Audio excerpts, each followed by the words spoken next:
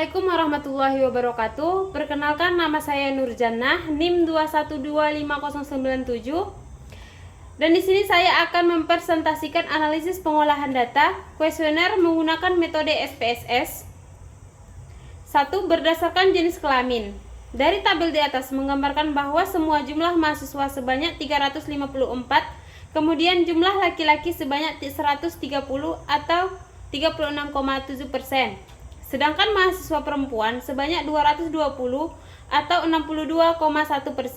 Dapat diketahui bahwa jumlah responden mahasiswa terbanyak adalah berjenis kelamin perempuan dengan persentase sebanyak 220 atau 62,1%. Yang kedua, berdasarkan umur. Dari tabel di atas dapat diketahui bahwa mendominasi adalah 20 tahun dengan jumlah responden 86 orang. Yang paling sedikit didominasi oleh umur 30 tahun sampai 44 tahun.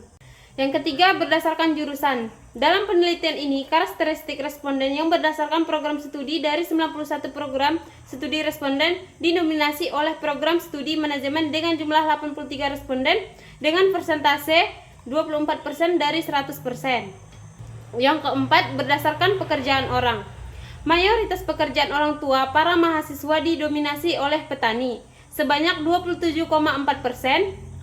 Atau 97 responden yang mengisi kuesioner mayoritas berpekerjaan petani. Sebaliknya, sebanyak 23% atau 83 orang yang mengisi kuesioner adalah yang memiliki orang tua berpekerjaan wira swasta. Yang kelima, berdasarkan pendapatan orang tua. Dari tabel di atas menggambarkan bahwa semua jumlah mahasiswa sebanyak 354 orang dengan pendapatan penghasilan rata-rata orang tua terbanyak adalah 2.500.000 sampai dengan 5 juta. Sebanyak 151 orang dengan berpresentasi 42,7%. Yang keenam, berdasarkan asal daerah. Berdasarkan data di atas dapat dilihat bahwa asal daerah terbanyak dari Rokan Hulu sebanyak 46 orang dengan persentase sebanyak 13,0 dengan 70 responden atau 22% dari 100% responden. Yang ketujuh, berdasarkan jalur masuk.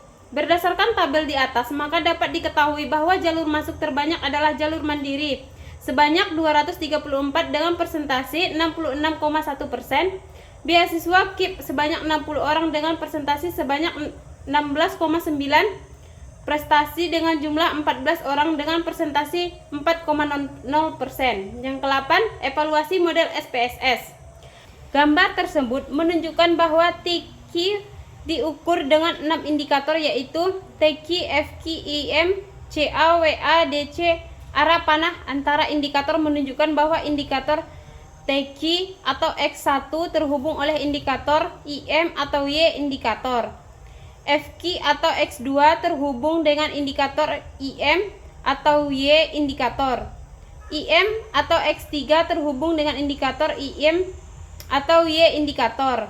CA atau X4 terhubung dengan indikator IM atau Y dan indikator. WA atau X5 terhubung dengan indikator IM atau Y. Yang ke-9, uji R-square. R-square pada konstruk endogen. Nilai R-square adalah koefisien determinan pada konstruk endogen.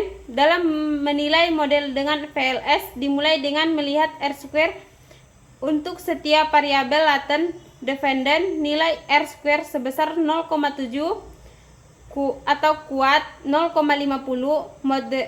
moderat, dan 0,25 lemah.